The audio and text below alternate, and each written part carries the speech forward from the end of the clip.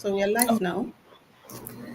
Good afternoon, everyone, and you're welcome once again to our knowledge sharing series of the Administrators Hub. This happens to be the March 2025 edition, and we're really so excited to have you join us today. And today's edition is a special one because it happens to fall on the International Women's Day celebration. And we have amazing women, you know, on on the seat today with our facilitator.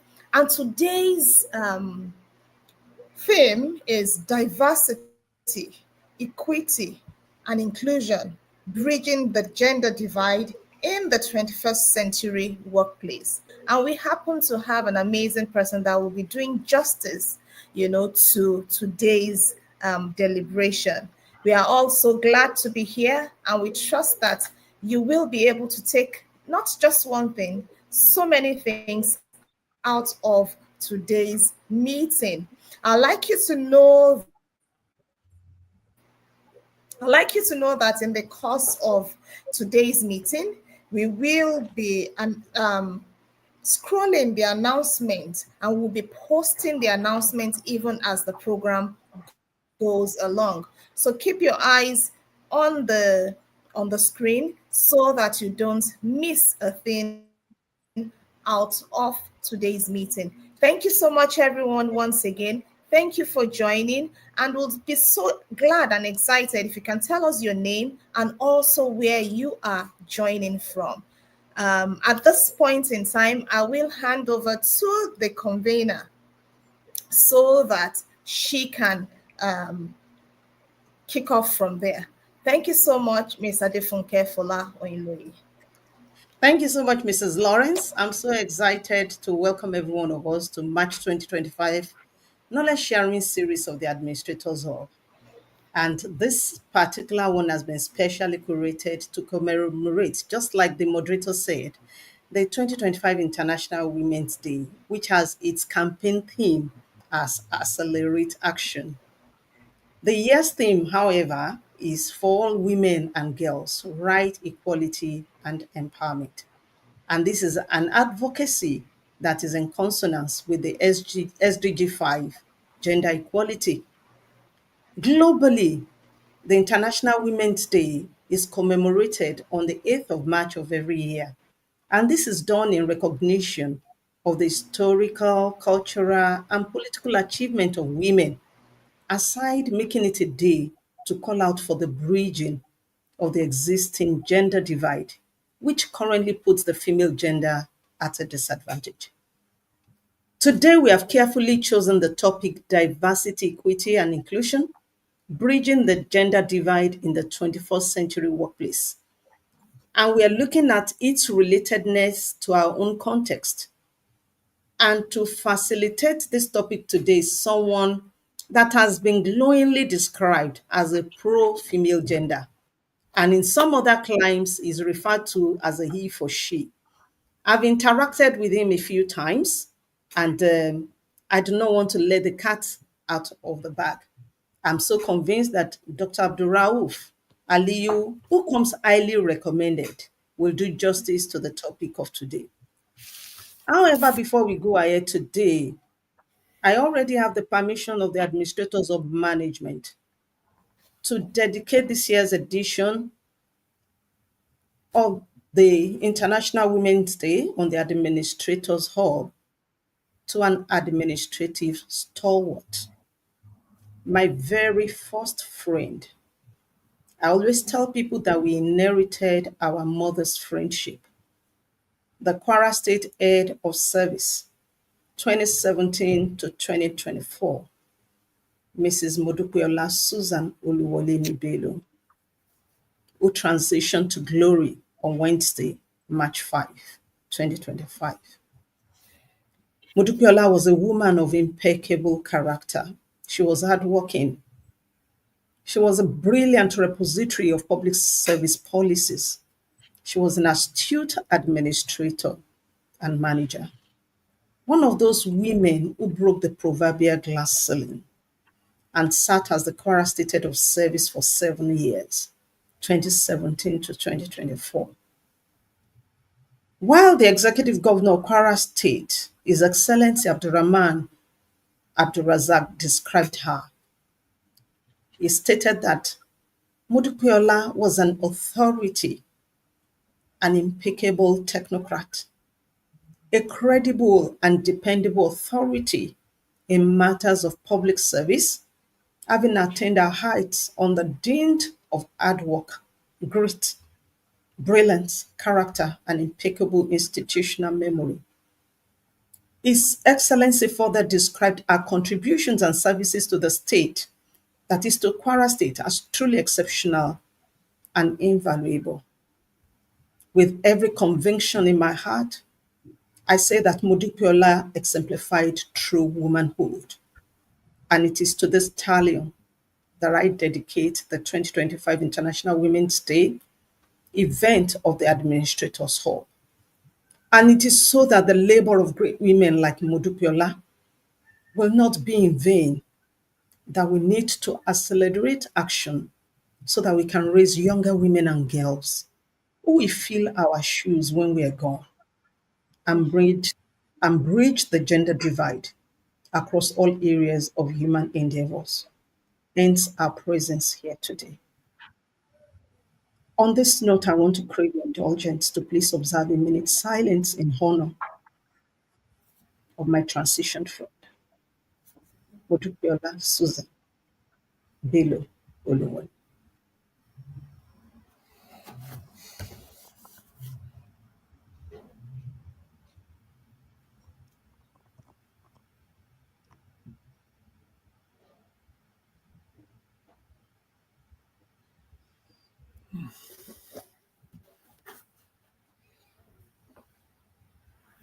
May the soul of the departed rest on in perfect peace.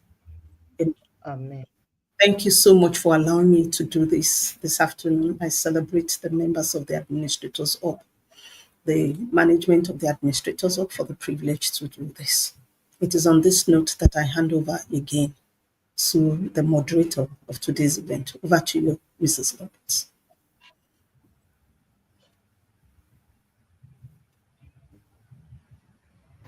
Thank you so much, Ma. Thank you for celebrating our dear sister, Mrs. Modupiola Susan Oluwole. We'll go straight to the introduction of the facilitator, and we have Mrs. Oluwaseun Olajibe, who will be introducing our facilitator to us today. Thank you, Over to Mrs. you, Ma, Lauren. for the introduction. Thank you very much. Thank you, our host and convener.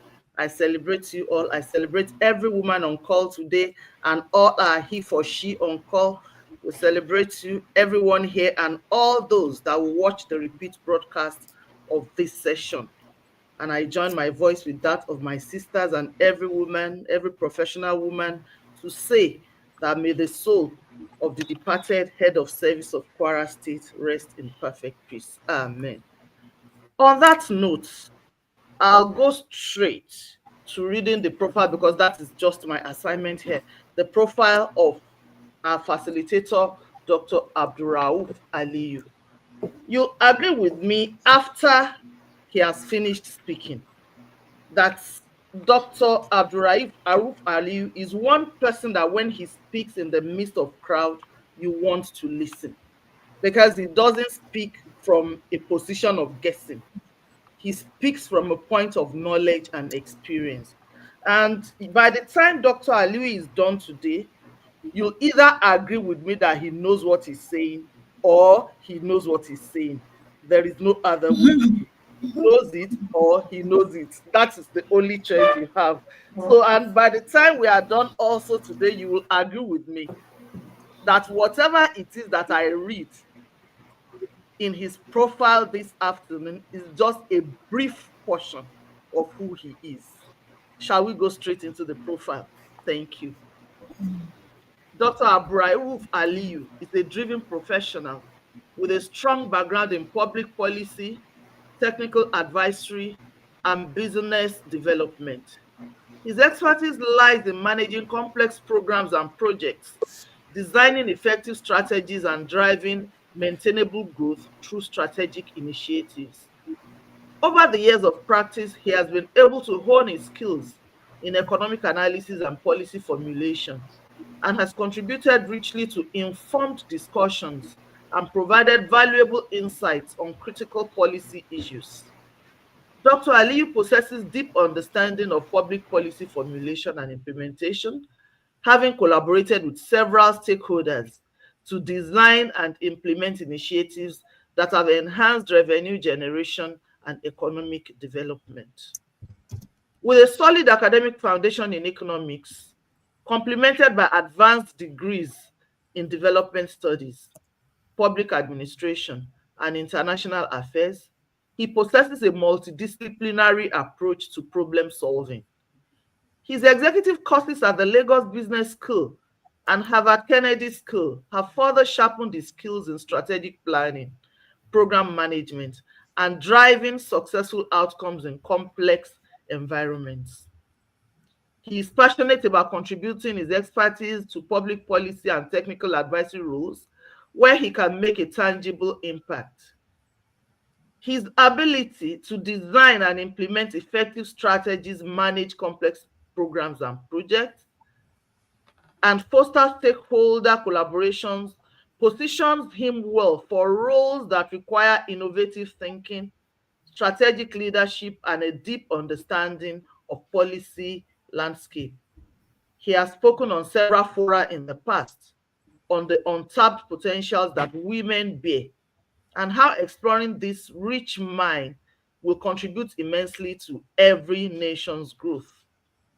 Ladies and gentlemen, we bring to you on this auspicious occasion of commemorating the 2025 International Women's Day, Dr. Abdulrauf Aliyu. Thank you. So thank you very much. Let me start by saying it's an honor for me to be singled out among almost 200 million Nigerians to speak to this wonderful group of administrators, to just lend my own thoughts and what I think around the subject matter.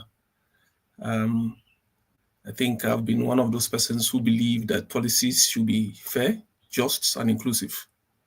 That has always been my debate, not just on this matter, but in any matter, whether it is taxes, whether it is education, whether it is healthcare. Sometimes my views could be radical, but I think I think that it takes much more than just having policies, than policies that are fair, just, and equitable, and also inclusive in whatever. If they are not, then we're also creating more problems than we think we're solving. And so today, I have the honor of speaking to this house on the topic gender equity and inclusion, driving the gender divide in the 21st century workplace. And as my elder sister had, when she was talking about me, I was asking myself whether it was actually myself.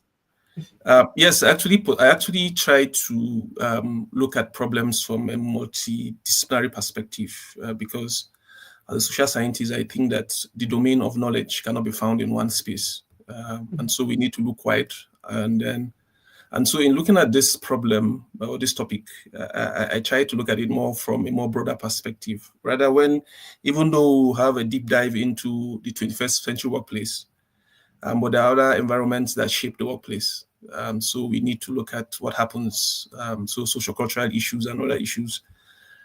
And so my presentation, I'm just going to walk through my slides, so that I'll do more of the discussions, but I'll just run through the slides. And I'm hoping that probably at the end of the program, the conveners will share the slides and even the paper. I actually wrote a paper, so that people will get more scope of what I set out to speak on today because of want of time. And so I like to start my presentations with analogies. And so if you look at my first slide, I'm saying that, look, if we imagine a relay race where some runners start, level ground, and some begin meters are behind, and so those who start behind face hurdles along the way. So even if you are the most skilled runner, as long as you are in a disadvantaged group, you will always struggle to catch up. Not because you lack talent, but because the race was never designed for fairness. And so this is what actually mirrors the reality of gender disparity in the workplaces. Here we find women, despite their capabilities, face systemic obstacles in leadership, in wage equity, and even their, career advancements. And so if you also look at it from the career progression as a mode of vertical mobility for most especially for women, we'll find out that for many men, career advancement just resembles an escalator for them. It is automated, it is continuous, and there are just few obstacles along the way. But when it comes to women, on the other hand,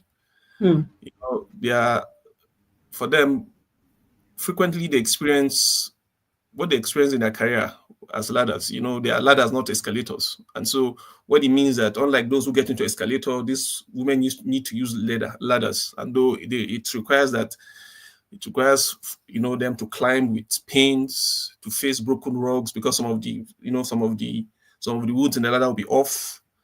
And then one of the things you see that they have what they call the broken rugs, which I'm going to explain, and also they encounter what is called the glass ceilings, which I'm also going to explain. And so for these women to bridge, from women, most of the women here, including myself, because in this program, I think I should see myself as a woman, to bridge the gap, I'm saying that, look, workplaces must repair these ladders and ensure that women also have access to these escalators like the men do, through systemic support and then equity-focused policies. And so I'm saying even the HR policies must be policies that are equitable. And so these two analogies that I have, which is my introduction, actually captures the essence of the persistent gender divide we have in the 21st century workplace, not just in Nigeria, but globally, even though Nigeria and Africa could be from behind. And this remains a challenge for most of us. And so what I'm saying is that this challenge is not about capability, but it's about the structural inequities that demand urgent and deliberate solutions. And these solutions are not just found in the workplace, but there are solutions that all of us must address. It has to do with policies, it has to do with government, it has to do with organization, it has to do with families, it has to do with even the women and the men alike themselves. And so for us to address these disparities, it requires us just not allow women to, it requires more than just allowing more women to compete. Yes, more women can go to school, they can compete. And so does it solve the problem? Or will it solve the problem? I don't think so. What it requires is it demands that we redesign the workplace system to ensure that there's fairness, there's equity.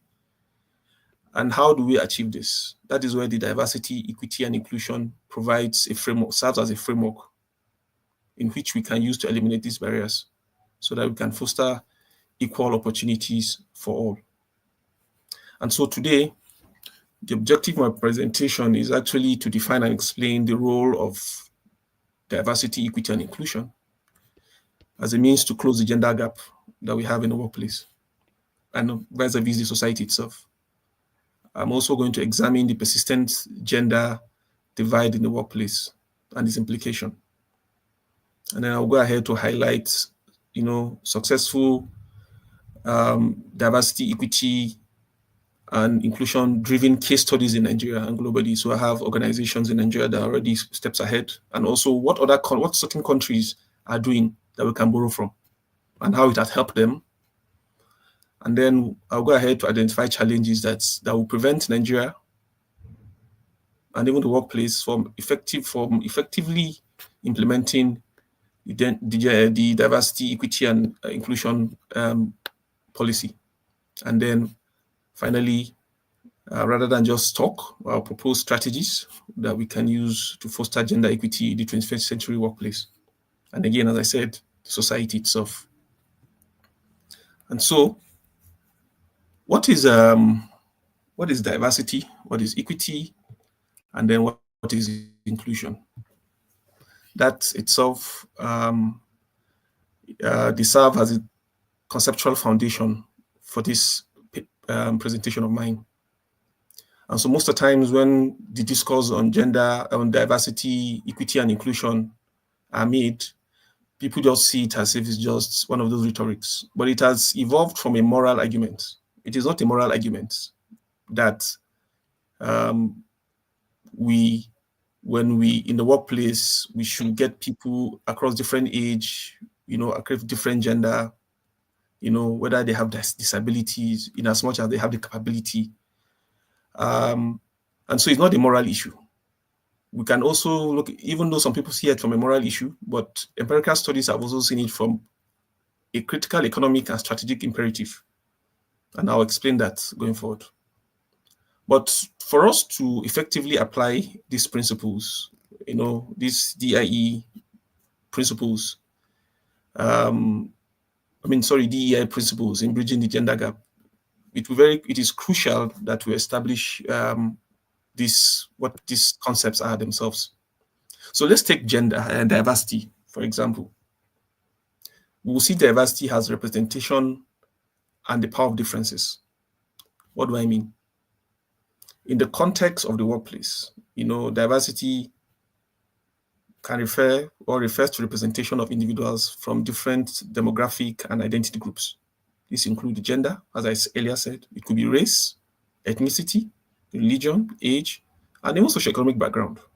It could also be disability status and other distinguishing factors. And so if we take what the Society for Human Resource Management, how he defines it, they see it as a collective mixture of differences and similarities that individuals and organizational characteristics, their values, their beliefs, their experiences, their backgrounds, their preferences, and their behavior. But we should not mistake diversity. That doesn't mean that diversity is equated to representation alone. Simply because, that is, it does not simply mean that we just increase the number of women in an organization. That doesn't make it diverse in the true sense of it. So diversity in the true sense of it must encompass cognitive, experiential, and psychological differences also. So if you had gone through, there's a report by McKinsey and Co., a global consulting firm, in 2020, titled Diversity Wins, How Inclusion Matters. In that study, they found that companies with greater gender diversity, in executive teams, were 25% more likely to outperform peers in profitability. This is just one. So it's not just about, should I do it, but there's benefits even if you do it. So what I'm trying to say is that diversity is only the first step. Without equitable policies and inclusive cultures, women and other underrepresented groups may struggle to fully participate in decision making. And because they don't struggle, you will not be able to take the right decisions. Even when you make policies, they are not going to be inclusive because certain voices were not on the table. And as we will say on policy, if you're not on the table, if you're not on the menu, if you're not on the table, then you're going to be on the menu. And so let's move to equity, which is the second leg. And equity is about moving beyond equality to fairness. And so why am I saying this? Most of the times we conflict equity and equality, but they are fundamentally very different. Why equality means giving everyone the same resources and opportunity. Equity acknowledges that different individuals face unique barriers and thus require tailored support to achieve fair outcome. And so, as I used to tell people, rather than women always talking about gender equality, we should talk about gender equity because we have our unique barriers. And so from the equity, we'll bring about our barriers so that we can get it solved. But when we talk about equality, people like me would say, you want to be like me. And so I create barriers that will never make you be like me. But if you put forward your unique barriers, and I'll have an idea of what exactly I need to do to help you get through your problems. And so, if you take what the World Economic Forum says in 2021, they see equity as fair treatment, access, opportunity, and advancement for all individuals, while striving to identify and eliminate barriers that will prevent full participation. So, full participation in the workplace. And full participation means getting in from the, moving across the ladder of your career. And then if you go to the third one, which is inclusion, here we're talking about how can we create a culture of belonging. And so while diversity ensures representation and equity provides fairness, inclusion ensures that all employees in an organization feel valued, they feel respected, and they feel empowered to contribute. And so you can have an organization that promotes diversity. So the women, there are women folks there. There could be equity because fairness is provided, but there's no inclusion because they are not empowered, they are not valued, and they are not respected when they make contribution. And that's where inclusion comes in. So we want diversity, we want equity, and we want, so diversity, different people with, different characters, with different demographics, equity, fairness, and then inclusion, being, providing respect, value, and empowerment to contribute. And so inclusion on its own goes beyond just hiring women or promoting gender diversity in numbers. So it's not about the number of women, but rather it is how we involve and foster the environment where women have equal influence in decision-making, leadership, and workplace policies. This, again, there are several studies, even by Deloitte too had made a lot of, studies on this. And then this, and so for true inclusion, organizations must go beyond, policies that actively shape work cultures. So HR can do work cultures, you can have policies. And so this may involve creating sponsorship programs where male leaders advocate for women career growth, where we can implement bias training for, for training teams, and then we also foster zero tolerance policies against discrimination. That way, there will be inclusion. It is this lack of inclusion that results that makes much women to suffer what is called imposter syndrome. Mm-hmm. You never believe in yourself. So when tasks are given to certain women, or when they occupy certain spaces, by luck, sometimes we call it, even though they are prepared and they are capable and they are qualified for it, they never believe in themselves because they have this imposter syndrome. Am I supposed to be here? Even when others believe in them, they do not believe in themselves. And then again, it helps them. Most of them end up making mistakes. Not that they don't know what they're supposed to do, but because they're always doubting themselves whether they can do better. Anyway, imposter syndrome is not bad as far as you acknowledge it, but it's just that you need to know that you're not an imposter. When you get to certain positions and you think you are qualified to hold that position, you should put in your best. You're not there by mistake. Nobody promoted you. There's what we call promote. If you're not competent, that means somebody promoted you to your incompetency. People can get promoted to become incompetent because you're not qualified. Somebody pushes you. He pushes you to become to a stage where on your own, you know that I can't do this. This is not. And so you are promoted above your competence. And so how does all this I've said, how do they relate to gender divide? First, what is gender divide itself, which is one of the things we're trying to discuss also. It has to do with the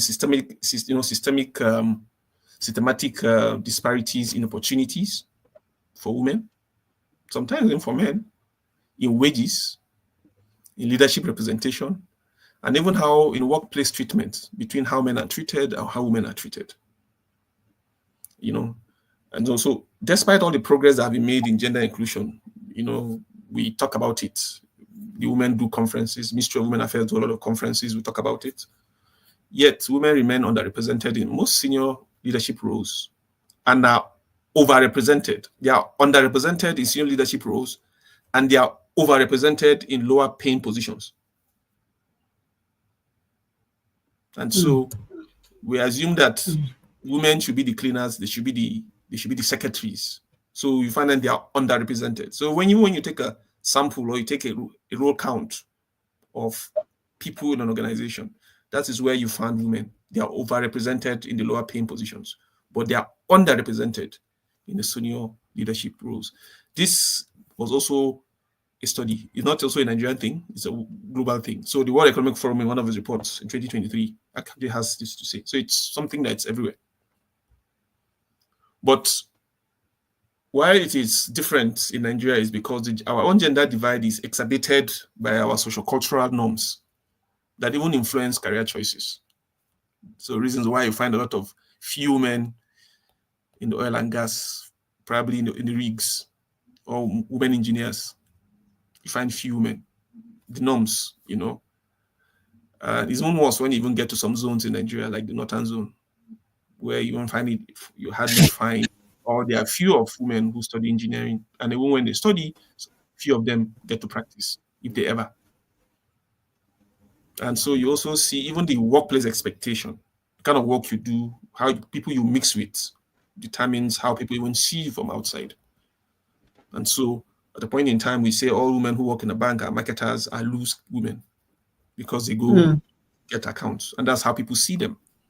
But that's not how people see men. As if it cannot be the other way around. And so this are the crises we have. And so the Boston Consulting Group in 2029 also had done a study where they found organizations that has more women in leadership outperform their peers in profitability. That's all we're saying. And yet, structural barriers still remain, despite the fact that there are studies that show that women who lead companies have been doing well. One of those companies is PepsiCo, that was headed by a woman, Indira Noy, for a long time, and she was outperforming the New York stock market, the New York stock market for years and years before she retired. And so women continue to experience what is called the glass ceiling. And what's the glass ceiling? That invincible barrier preventing them from advancing to top leadership position, or what is referred to as a broken rung. The broken rung is a situation where these women find it very difficult to pass the first level manager. So because they are not promoted early than the men, they find it so it is very difficult for them to get to the top. And so we need to sort these things out. And so what is now the relationship between diversity, equity, and inclusion with gender divide in the workplace? As I said earlier, while diversity, equity, and inclusion collectively serve as a mechanism, to close the gender gap, their impact is only realized when implemented in tandem. So you do not implement diversity. You say you have a diverse workplace, or in our place, in our organization, we promote equity, or in our organization, there's inclusion. No, you need to bring the three of them together. Why? Because diversity increases representation, but without equity, women may continue to face structural disadvantages. So equity provides the necessary support structure. But again, without inclusion, workplace culture may still marginalize women's voices. And so I'm saying it is inclusion that guarantees psychological safety in the work environment, where women are safe without harassment to contribute towards the growth of an organization. But again, as it is, in some places, some cultures, women are to be seen, they're not to be heard. And so some women take that to the workplace and never make any contribution. That again, whatever knowledge they have, they keep it to themselves and they never get to present themselves, and so they can move up the ladder. And so what am I saying is that, look, the gender equity and inclusiveness serve as a critical tool for addressing gender disparities in the workplace, particularly when aspects that has to do with leadership representation, even wage equity, and also career progression. Because again, there are several studies that, as I said, the World Economic Forum 2023 had talked about a phenomenon called the leaky pipeline phenomenon, where they argue that, women exit leadership track due to structural and cultural barriers. And these are persistent across industries, and you'll never get to see them. in Nigeria up until recently, when women, all of a sudden in the last 3 years, women begin to become head banks as MDs and CEOs. We never, 10 years ago, I think, apart from Mrs.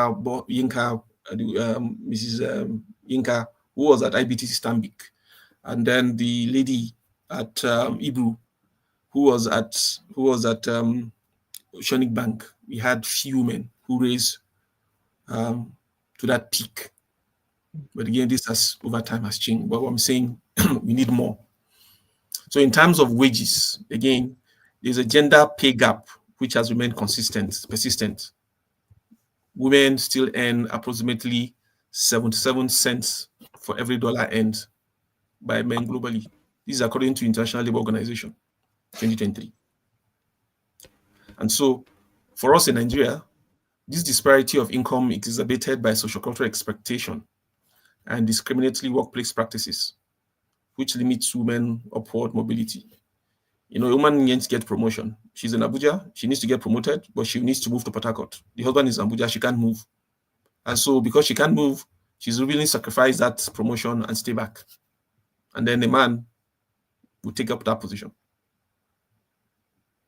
Again, these are sociocultural issues we need to look at. And so research suggests that organizations with strong DEI policies, such as pay transparency, sponsorship programs, and bias trainings, have been able to reduce wage disparities and improve career progression, equitable career progression over time. This is also a study. And so the issue of diversity, equity, and inclusion, it's something that goes beyond social justice. As I said, it's an economic and social imperative.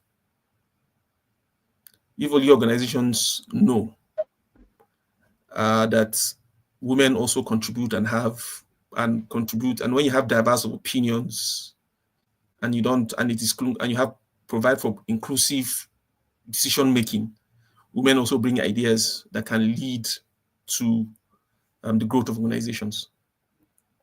So let's take cases of organizations in the 21st century that had tried to bridge the gender divide on their own. So, of course, having laid the background, gender divide in the workplace remains persistently a challenge, And I said, yet there are organizations that are outliers, or what they are called positive deviants, who, despite have on their own gotten out to implement or incorporate diversity, equity, and inclusion into their HR policies or corporate policies, as it were. We'll take two in Nigeria, and the first one is Access Bank. And for those who know Access Bank, probably you know Access Bank has an initiative called the W Initiative. People can Google it after the program. Now, this W Initiative, it's a comprehensive program that Access Bank designed to empower, support, and elevate women in the corporate space and beyond. And what were they? What are the components? What did they set out to do? One of them is leadership representation. And so Access Bank has a target to ensure that at least 30% female representation at the executive management level, which exceeds the Nigerian financial industry average of 22%. So Access Bank set out to have 30%. So if you go online now and look at the total number of females in Access Bank, there are senior managers, deputy assistant general managers, deputy general managers, general managers and executive directors, even the MD. You find out they make up almost 30% at executive management level. And this is a study carried out by PwC in 2022. And then the W Initiative, for women career growth, which is also a program that mentors, trains, and provide access to financial products tailored to only female professionals and entrepreneurs. That's also a program from the program that Access Bank has. And then Access Bank also has, as part of their, the program has this maternity and paternity leave policies. So they've gone beyond the Nigerian labor law requirements, allowing for extended pay leave, childcare support, and flexible work arrangement for nursing home mothers. And then Access Bank also has part of that program also is a financial inclusion program for women entrepreneurs. So what they do is that they have these discounted credit facilities and tailored business advisory services that had helped over 50,000 women-led businesses to secure funding and scale their operation. This you can read when you read the 2023 internal report of Access Bank, where it was also revealed that, the gender diversity policies have helped them to increase this W, initiative has helped them to increase women leadership participation by 15% over the last five years, and has contributed to 30% rise in female entrepreneurs that have secured business loans, which has demonstrated economic benefit for gender inclusion. The second example from Nigeria is Unilever, which is also, it's a multinational. So probably we expect that. So it's a subsidiary of a multinational consumer goods company. And it has also been a trailblazer in implementing gender inclusive policies aligned with global, diversity, equity, and inclusion standards. In Unilever, they have part of their program, their DIE program. It's the equal pay for equal work. And Unilever conducts annual pay audits to ensure gender pay parity. That way they can align their company's global commitment to eliminating wage disparities. And so that also happens in Unilever Nigeria. And then the company is aiming for a 50-50 gender representation target, And so what is it trying to do? It's trying to ensure that there's a gender parity across all levels of management and operations, irrespective of that, engineering, factory floor, and supply chain logistics. And so the company has been very deliberate when it comes to hiring and promotion strategy, so they can close these existing gaps. And they have this flexi work and caregiver support. Here, Unilever offers remote work options. They pay parental leave and they also provide on-site childcare facilities, which makes it easier for women to remain in the workforce post-maternity. And then finally, Unilever has these gender-sensitive recruitment policies. Here, what the company seeks to do is to mandate bias-free hiring panel, and then they regularly train their recruiters, to eliminate unconscious bias when they're hiring, in their hiring and promotion decisions. And so, if you look at the global DIE report of the Unilever in 2023, it stated that Unilever Nigeria has achieved 45% representation in senior leadership, up from 28% in 2016. And there's a 20% increase in female representation in traditionally male-dominated roles, so that's the manufacturing and supply chain management. And then there's another, the organization has a employee satisfaction rate of 89% among women, which reflects success of an inclusive policy, workforce policy. But if you go broader out of the corporate world and we move into other climes, I'm now trying to look at what other countries have done, not organizations this time around. And so I'm starting with UAE, which is an Arab country, predominantly, or let me say 100% Muslim country. So historically, the UAE faced gender disparity in the workplace due to its sociocultural norms, However, in the last few years, the government has aggressively pursued gender equality policies that have resulted in significant improvements in their workforce participation. One of the things they did was to have a gender balance council. And so what did the UAE government do? They established a council to monitor gender representation and then enforce workforce equality policies across public and private sector. And then they made it mandatory as a matter of policy and law since 2021 that all listed companies in the UAE must have at least one woman on the board of the directors. It was compulsory. So you have a board, you must have at least one woman. And they also had this equal pay legislation. So in 2020, they had this equal pay for equal work law. mandating gender pay parity in all industries. And then they have this, they also have women, they also, initiated these women workforce participation initiatives. And so the UAE has increased female enrollment from 30% in 2020 to 50% in 2023. For those of us who visit Dubai, you will have noticed that even from the airport, you see a lot of women. And so they had been able to move more women into the workforce. This is one of the fastest improvement globally, according to World Economic Forum. So if you also take Singapore on the other hand has what you call incentive for companies to prioritize the diversity, equity, and and inclusion policy. And so what did the government do? Government has this workplace diversity grants, where the government provides financial incentives to organizations that meet gender diversity targets in leadership roles. And then the government also has these gender inclusive hiring mandates, where it is expected that companies must submit their annual diversity report so that the government can track hiring and promotion equity. But what is significant for me is that there's a specific scholarship scheme that goes to women who are, what they call this, the women in STEM. And so the Singapore government launched that Women in STEM initiative. What do? They provide full scholarship to increase female participation in technology and engineering fields, because those are the fields that they were underrepresented. And then this program in Singapore had made the impact of these policies had been evident. And that is why today, Singapore is ranked among the top most gender equal economies globally, according to the Global Gender Gap Index of 2023. And now the final country, which is Finland. What Finland does on its own part to promote DEI and also reduce the gender gap is what they call the progressive parental leave policies supporting gender equity. And so for those who don't know, Finland is one of the most gender equal countries in the world. That's why it is called, because thanks to its progressive, parental leave policies and the workplace protection that has helped ensure that there's gender parity.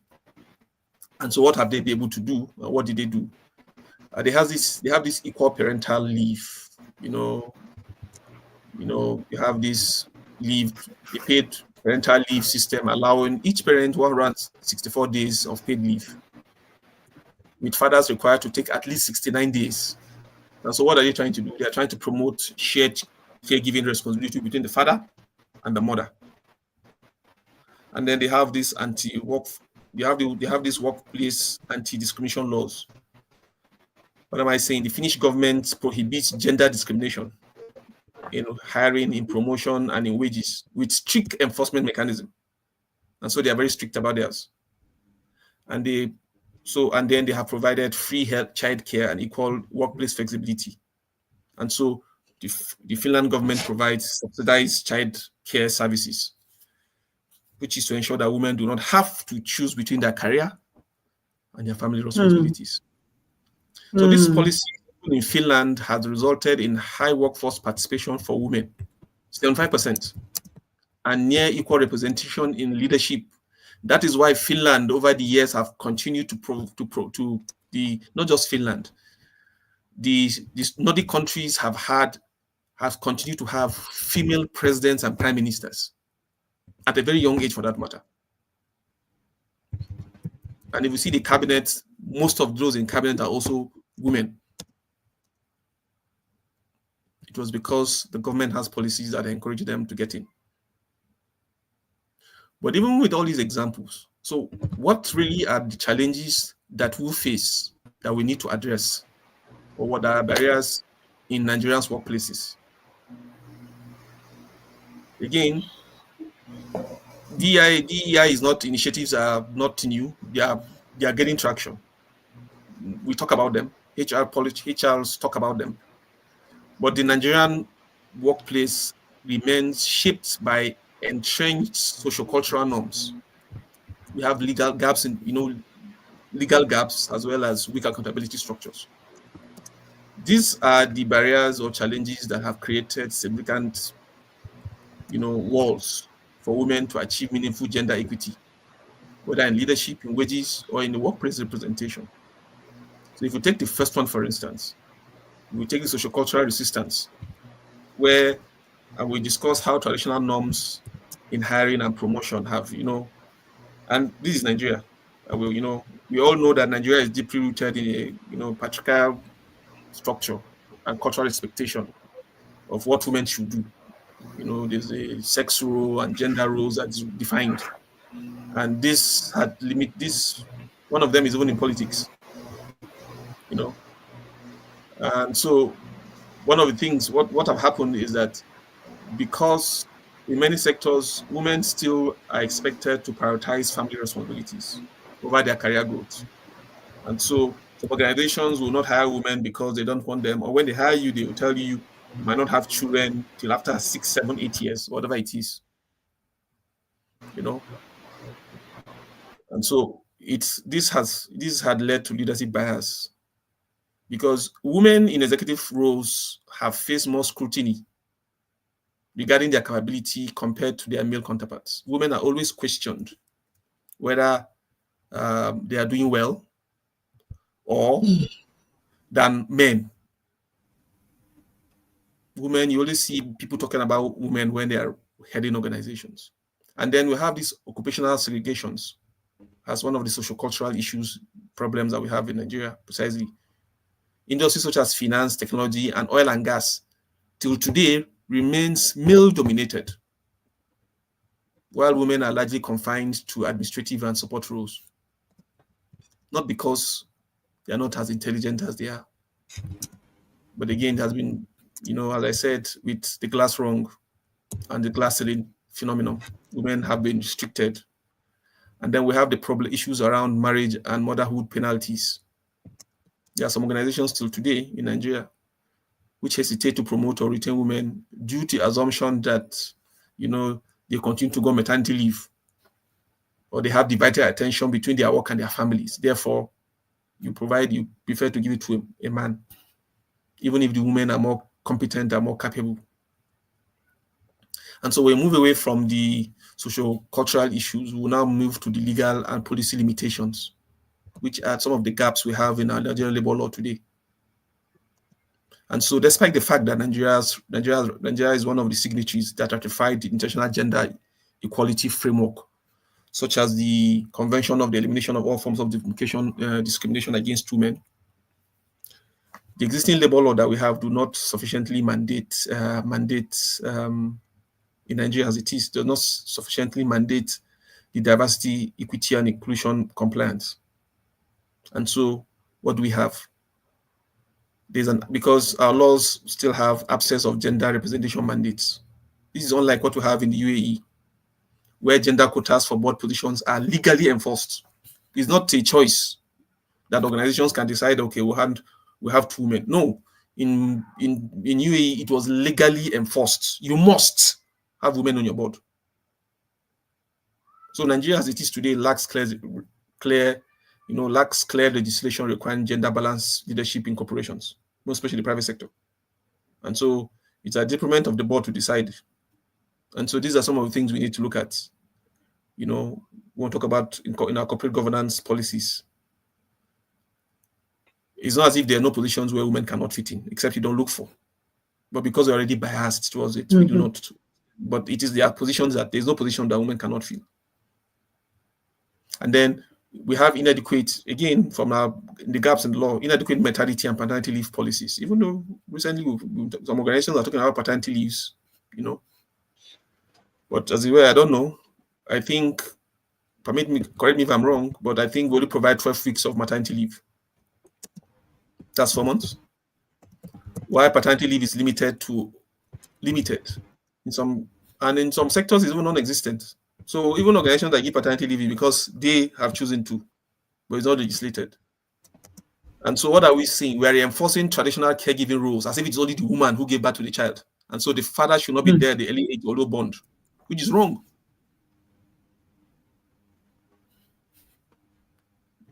Because again, psychologists will tell you that early bonding by parents makes children get close to their parents. So if father should also be on leave to also help the woman. Again, we also understand that many women after childbirth go through some kind of mental, breakdowns, and she needs somebody because she needs to wake up in the night, rock the baby to sleep, wake up in the morning. So there's even no sleep after going through pains of labor. These are issues again. And then she needs to go back to work and then try to work as hard as her colleagues to ensure she catch up to them over the period she has lost. And then finally, again, within Nigeria, we have weak enforcement of equal pay laws. This is not just even a private sector problem, it's even a problem in government. Where among the public sector, some organizations earn more than some other organizations. Talk more of even how do you enforce it in private sector? And that's why most entrepreneurs or businessmen pay whatever they think they can pay. And so Nigerian Equal Pay Act exists. It's not that it doesn't exist, but it lacks strong enforcement mechanism. And that's one of the reasons why we have persistent gender gap wages today. Gender wage gaps. And then thirdly, is the fact that we do not have data and account. We do not have data. And so because there's no data, you cannot hold anybody accountable. And so one of the things is that it's a barrier. And so to resolve it, one of the things we'll do is that we will need to force organizations to collect and report gender-specific workforce data. If for instance, if you sit down now, you want to know how many women are in management positions in the banking sector, even the CBN cannot at the click of a button, you can't get that. And so we need to have this data, and organizations should provide this data. And for people who make investments, part of their investment, part of where they should invest in is also look at the data. This organization, is it diverse? Is it inclusive? It's just about going about money. It's not just about money. It's about also an inclusive society. And so because we lack this data, it is difficult for us to assess progress. And then we lack this mandatory diversity audits, unlike in other countries like the UK and Canada, where firms, organizations are required to conduct annual gender pay gap reports. Nigerian companies operate without such obligations. And so that's the reason again why we cannot. So if we do those audits, we're able to enforce those obligations. And finally, for the Innovators Hub, Administrators Hub, I think this is also important. We have minimal stakeholder pressure on organizations. And so we don't put pressures on investors, shareholders, and regulatory bodies. Rarely hold companies accountable for their, DEI efforts. And that's why non-compliance actually persists. So if these are the challenges, what exactly do we need to do to bridge the gap then? And so for me, I think we need a multidimensional approach. It's not a one-way thing. And it's not something it's not something that is just not a plug and play. And so what is required is that we require policy reforms, it requires cultural reorientation, and also corporate accountability mechanisms. And so if you take the first one, what we need to do is we need to enforce gender inclusive workplace regulations. We need to advocate for it. And we need to ensure that it works. And one of the things we need to work for, so among this inclusive workplace regulation is the fact that we need the workplace gender quotas. You should be able to lobby that Nigeria should have and implement legally mandated gender quotas for board positions and executive roles, as it is seen in the UAE and some part of Europe. And then we need to also advocate for pay transparency laws. What am I saying? Companies should be legally required to conduct regular pay audits and publicly disclose their gender pay gaps so that we can eliminate wage discrimination among gender, and in this case, women. And then leadership development program for women is also very important, like it is done in Singapore with their STEM initiative. Nigeria needs a government-backed mentorship and leadership training program targeted at high potential female professionals. It should be intentional and deliberate at the state level, at the federal level, and if local governments also get autonomy at the local government level. These are important and very critical. The second thing that is important that we need to do is the cultural shift. That is the need for us to start redefining our workplace, redefining workplace masculinity and fostering allyship. What do I mean? It means that we need to challenge gender stereotypes in the workplace. So organizations must actively work to dismantle harmful workplace narratives that equate leadership competence with masculinity. Let me give an example. For those of you who have traveled to the Northwest or Northeast before, you hardly go to any hotel and find a lady who is from the North, from those areas, has hotel staffs.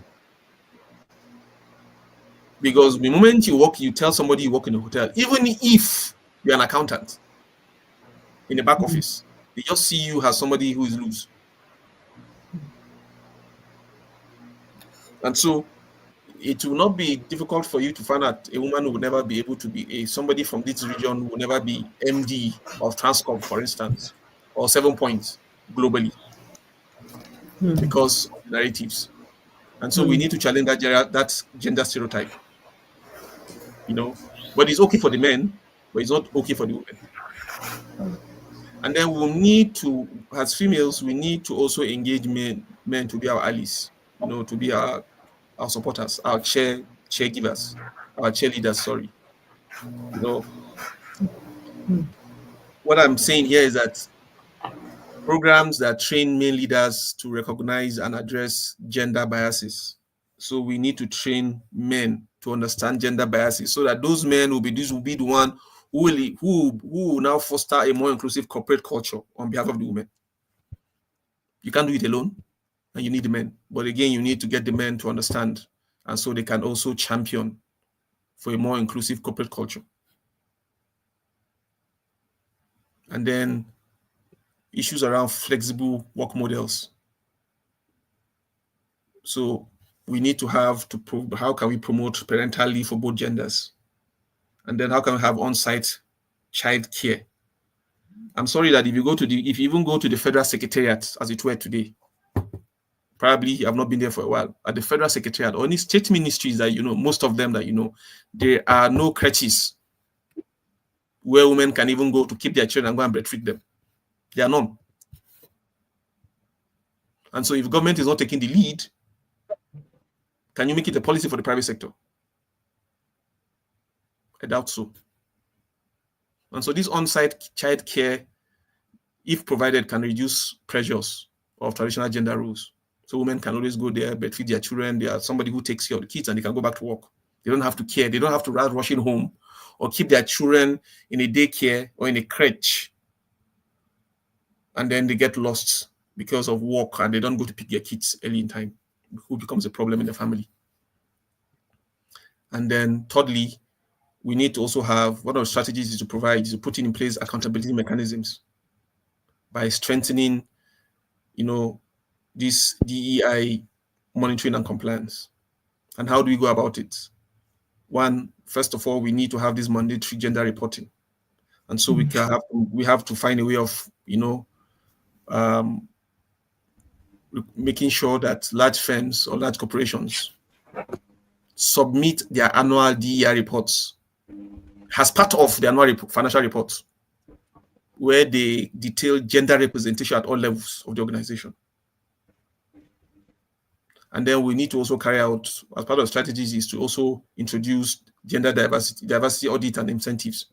Here, the focus is on regulators who will have to introduce periodic DEI audits and provide tax incentives. I'm happy there's a tax professional here, and provide tax incentives for companies that meet gender parity targets. Because it's a policy. And then we need to have stronger oversight over industry bodies. So professional organizations like CIA, CIPM, NIM, should also, if they have members who are at high level of the organization, whether male or female, you have to find a way of seeing how they can enforce or lobby that such persons to put in place or to comply with DIE compliance among organizations that their members actually lead. That way they set examples. So finally, as a call to action, to bridging gender dividing is not It's not an aspiration, so we shouldn't think it is.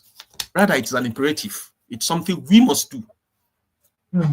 We must start not yesterday. It's not something we must start. It's something we have started last year.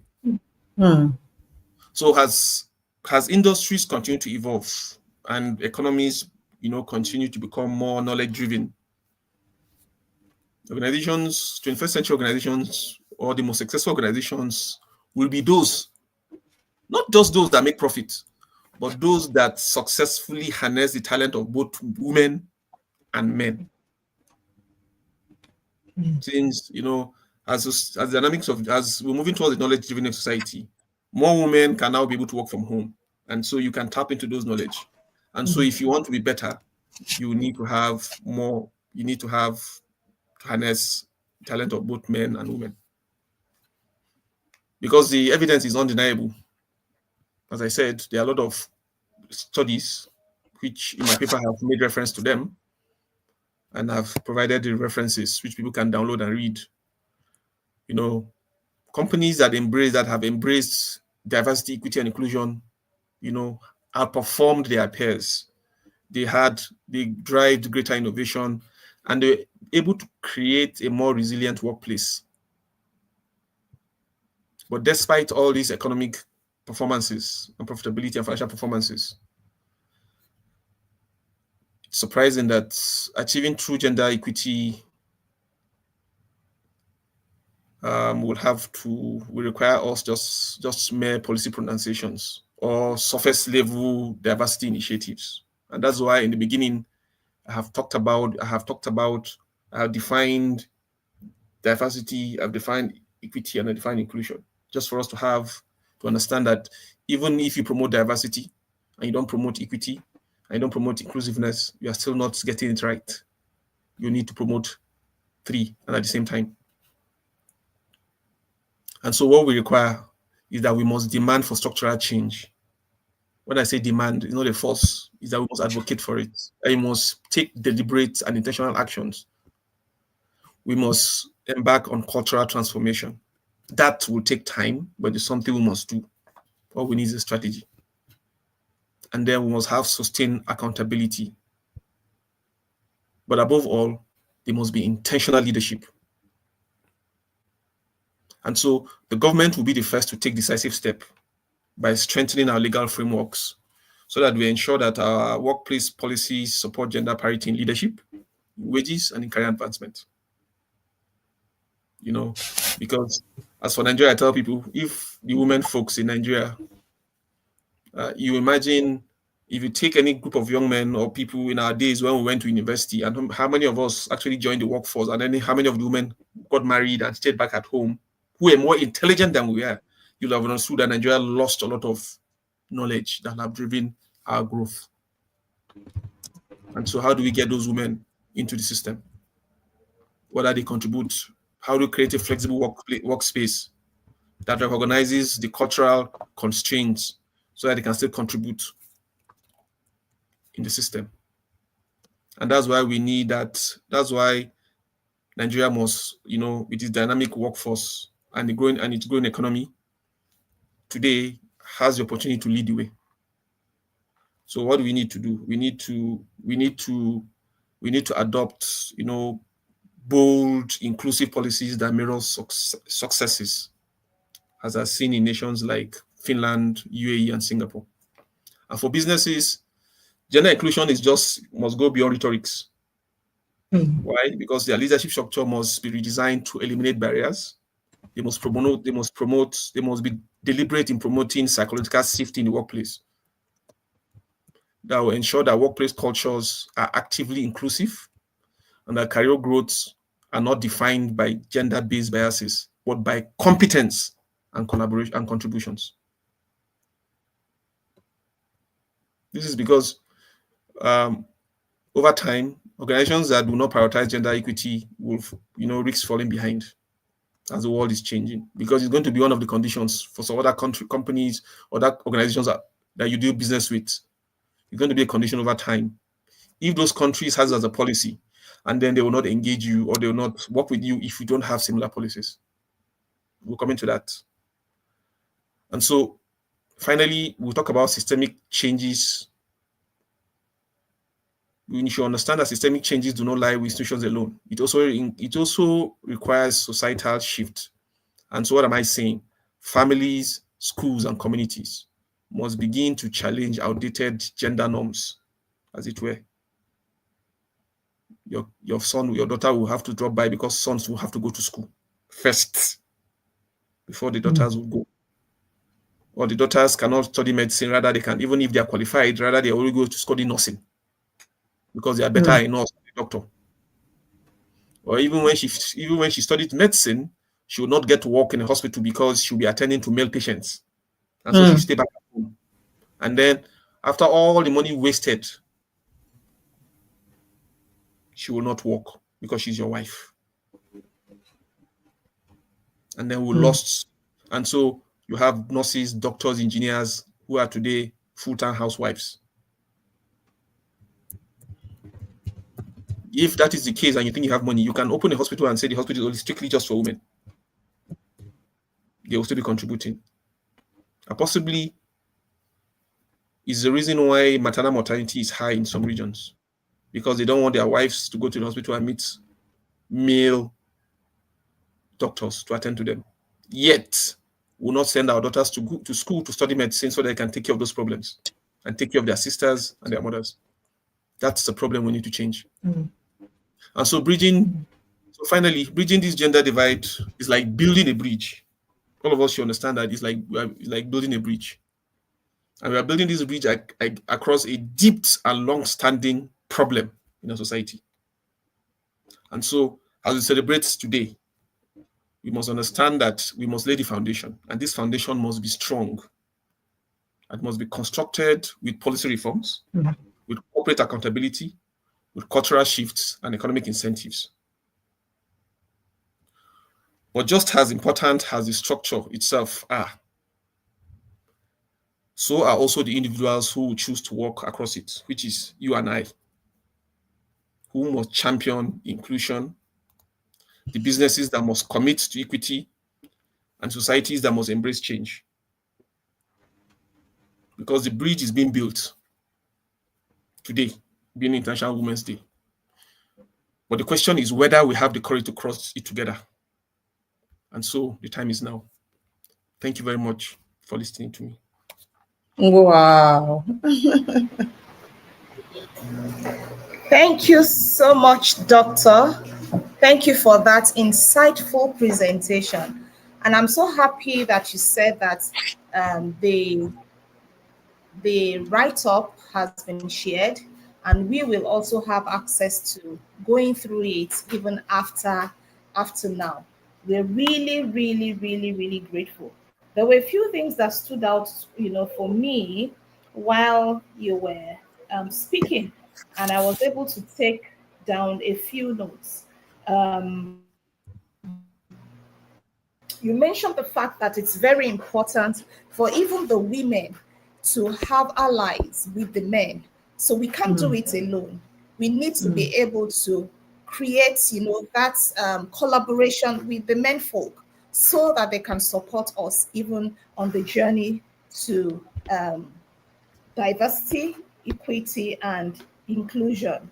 Then another thing you mentioned was that stood out again for me is the role of organizations and government in ensuring that this desire of ours, find expression. The governments are expected to strengthen the legal framework supporting gender equity. So it's important that the framework that has been put in place, government is also involved and they are supporting this framework in finding expression. Then also provide financial incentive for companies adopting the DEI policies. And you also went on to share with us that organizations should be able to have clear policies, DEI policies that have measurable targets. So it's not just having policies, but those policies are measurable, such that as they are giving reports, we can actually say, this is how far they have gone, this is how far they've been, the much they've been able to achieve while supporting, while executing the policies that have been put in place. And something very intriguing at the beginning, you mentioned the nations of the world that have embraced diversity, equity, and inclusion. You mentioned UAE, you mentioned Singapore, and you mentioned Finland. And I pray that very soon our nation also, will be mentioned amongst the nations that are supporting the women folk in in expressing themselves and reaching, the highest expression of who they are. And in Finland, very, very interesting, they have 164 days for parental leave between both the husband and the wife. This is really, really, really so amazing. Yes. So I was trying to do the maths in my head. That's about 82 days. Let's say they split it equally. 82 days. You know, 3 months thereabouts, between the two of them. That's really, really good. Why won't the children do well? Because they see the parents, the mom, the dad, they don't have the mindset of, oh, it's only mom that takes care of us and daddy is not, part of the journey. So you Available. can imagine the quality of life that the people in these nations will be living. Thank you so, so very much. We have two questions that I saw that was flashed while we were speaking. Please, can we bring them up? I wrote one down while while the others are being flashed. Let me just read this out. Do the men actually take on paternity roles when on paternity leave? Do they take on paternity roles when on paternity leave? And I think I have an addition to this, or maybe a second one. How can we encourage our men to take on paternity roles while on paternity leave? Yeah. So that is for you to help us. Yeah, thank you very much. It still brings us back to our gender roles and gender roles and sex roles issues where we assume that a woman gives birth. So even when a child wakes up in the night and is crying, a woman should wake up and then rock the baby back to sleep. But again, I tell people, I give scenarios sometimes and I say, what if in the course of giving birth to that child, the mother dies? Mm, What would the father do? mm, mm. Because these questions are questions I ask most of. Absolutely. Even if it is his mother that comes to stay with him, Yeah. if the child is crying in the night, he will have to wake up to go and help his mother, won't Mm, he? mm, And so it's because we've been wired that way as men, been wired To that way. break And so even down mm, when the child is the crying, you go to stereotypes. sleep. But I'm saying if the organization takes a step, and again, we have a generation that's a bit different from ours. My Yeah, generation and those before me were people who had that thing about men. But this generation, the younger ladies these days feel, look, it's be marriage about equal contribution. So you bring, I bring. If not, so you need to agree even before that child comes.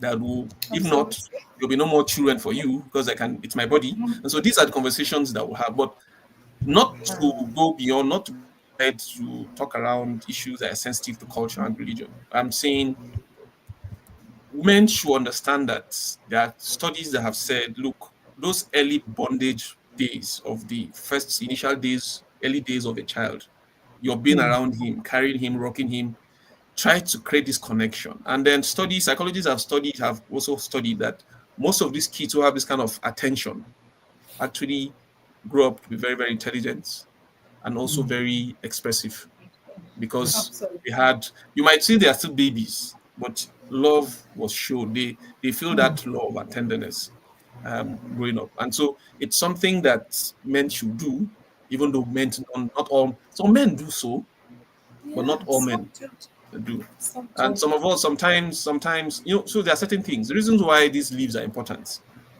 Again, we probably will see because with the kind of society where we live in. Men, when you give birth, relatives come to stay with you.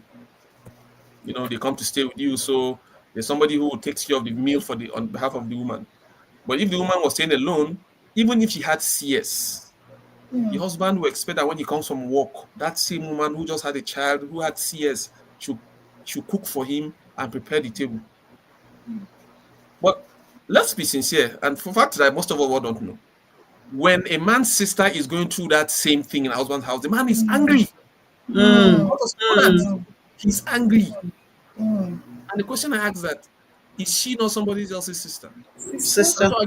So let me even give an example. Let me digress a bit. So I had this man who married this woman who was a doctor, and she didn't work. He kept her at home. And then his daughter grew. After years later, his daughter was getting married. And then he had told the husband, specifically, my daughter must work. And then his friend was laughing. And he said, have you forgotten that your wife is also somebody's daughter, whom you married and never allowed her To work. the choice to work?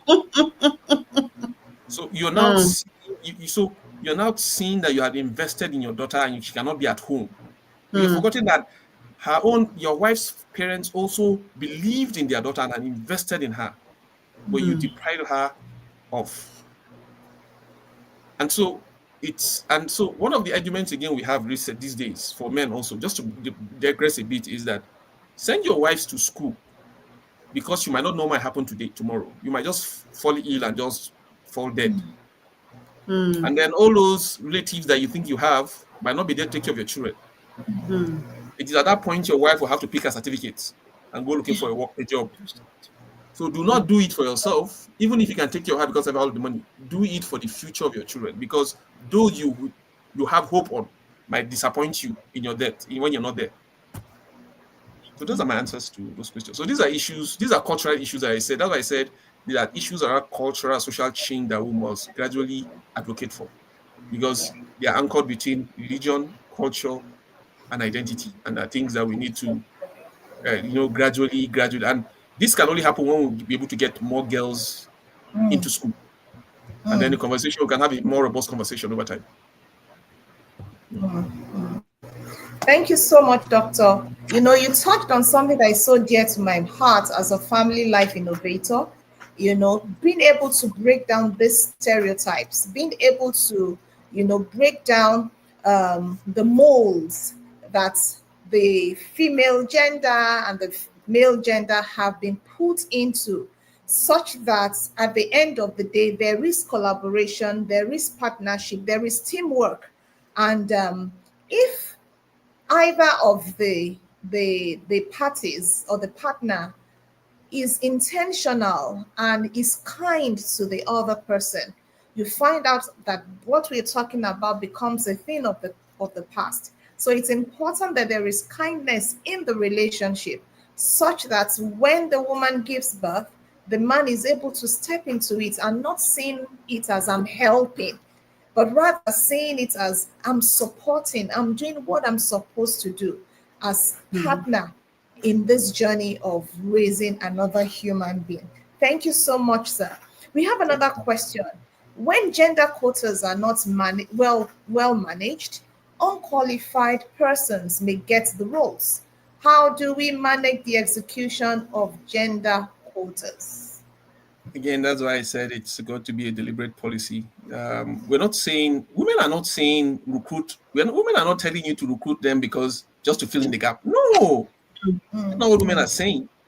They are saying there are barriers. Why? That's why I said it's not just about the workplace. There are barriers society we need to also eliminate, and so you can get more girls, more opportunities to aspire, and then you have the qualified ones. So you don't need to get them the quotas filled by unqualified women. But I doubt if is any field where there are no qualified women sitting at home. Uh, Mm. Possibly when you run around Nigeria, ask married women who are sitting at home who are first class to come out, you get some degrees. Yes, you get one or two. So you get a lot of two ones, but they're just housewives. But we're not saying that's why I'm saying it's not about the workplace alone. It's about even society itself.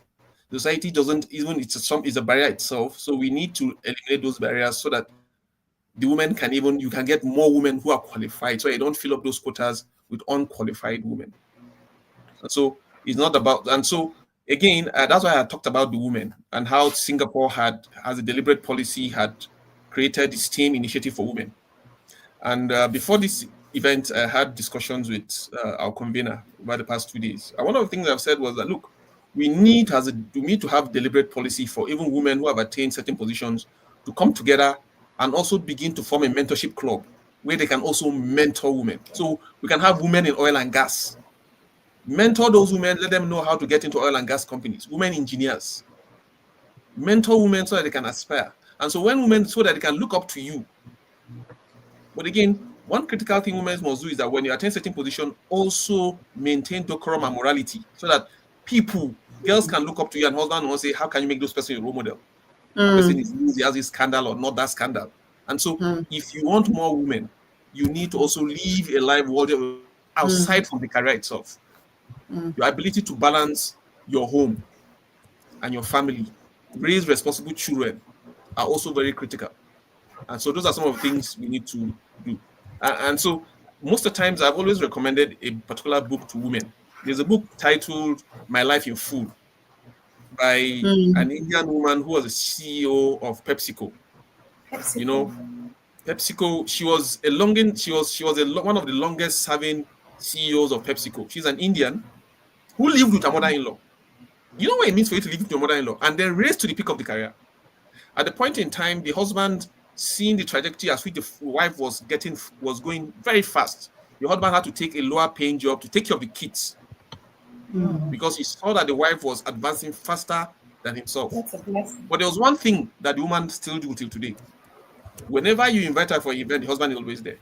And she always tell you, this is my success story sitting down. Without him, I'll be nowhere. And so when you read the book, she will tell you her struggles, how she was able to balance, the support she got from her mother-in-law. Why? It's because she respected her husband. And even how one day she got a promotion to be number 2, and she came back from the office late, and her mother was sitting in front of her because mother came visiting. And then when she was about to explain to her mother why she was, the mother said, look, you are happy today that you got this promotion because your husband allowed you to work. So the first thing you will have doing is to cook his food so that you'll be happy and so that he will continue to support you to get to where you are. If you annoy him, he will tell you to stop this work tomorrow. I had no option. And so, even though she was annoyed at the first instance, when she reflected over what the mother told her, she remembered that for a husband who has supported you, it's also good for you to ensure that he's always happy. That way, he can push you to the peak. And so he'll be as I tell most women, your cheerleaders are your brothers, they are husbands, they are your siblings, they are male children. They are the ones who will cheer you up to get to where you're going to. Even when you're at your low, it is your husband who actually have to support you to get to where you're going to. It is your brothers who have to support you. And so these things are things that we do not pay attention to. And so, again, not just say that. PepsiCo is also one of the companies that have institutionalized the diversity, equity, and inclusion over the past a decade and a half. Why, again? Because she was a woman. And so she understands. And then when she said something, there was a time she was promoted. And the only thing she asked for was, can I bring, the only reason why I can accept this job is that I can bring my daughter to work. And the office didn't hesitate to tell her yes. You know why? She was competent. And they don't want to lose her. And so she gave a condition. And if the condition was not met, she would have walked out. But they found out that, look, she was competent, they needed her. And so they created an atmosphere for her to bring her daughter to work. So you must show that you are competent. So that you are not given a job because you're given a job because it's a DIE. No, you're given a job because you're competent. What we are asking for, I'm talking as a woman now, what we're asking for is not, do not praise or do not hand feed us. Do not spoon feed us. Rather, help us remove the barrier so that we'll also show you what we can do. That's just it. So it's not about getting me because I'm not qualified or because I'm the least qualified. No. I'm saying there are barriers. You move them for me and you see what I can do. That's just what it's all about. Yeah. Thank you. Thank you so much, sir, for taking time to answer the questions. I think all the questions have been taken, if I'm correct. Yes. Yes, they have. Yes, thank you so much. We really appreciate you. And I'm going to hand over to Dr. Mercy Agumadu, who will do the proper appreciation. Thank you so much, ma'am. Yeah. Good afternoon. Thank you so much. I please confirm you can hear me. Yes, we Yes, we can. can We hear can hear you. you. All right. Yeah, it's been a wonderful time and experience listening to Dr. Abdurrauf Aliyu. I want to, on behalf of the convener of the HUB, Administrators HUB, say a big thank you to you for opening our eyes to see deeper into the diversity, equity, not equality, and inclusion. I so much love the fact that you clarified between equity and equality, and that has been one of the things that I'm taking away from here today. And I want to say a big thank you to you, sir, for that deep dive you gave to us. I want to also appreciate all our participants from all over the world, wherever they joined from, that listen to us and who will connect even later after now to listen. I believe that you have learned something, you have gained something, you have become better. And this celebration of today as is a memorable one, something that you will never forget. There's so much lessons. I will have to come back to listen to this again and again because there's so many things, so many call to actions that the speaker gave to us that we need to do. Even as someone like me being the registrar of a private institution, there's something that I've learned that I need to do as a woman to encourage other women to be able to function appropriately and to be able to encourage inclusion in the system. I love the fact also when you mentioned the data, where we need to have the correct data about the diversities we have in our system. And I want to say one more time a very big thank you to the convener for putting this together.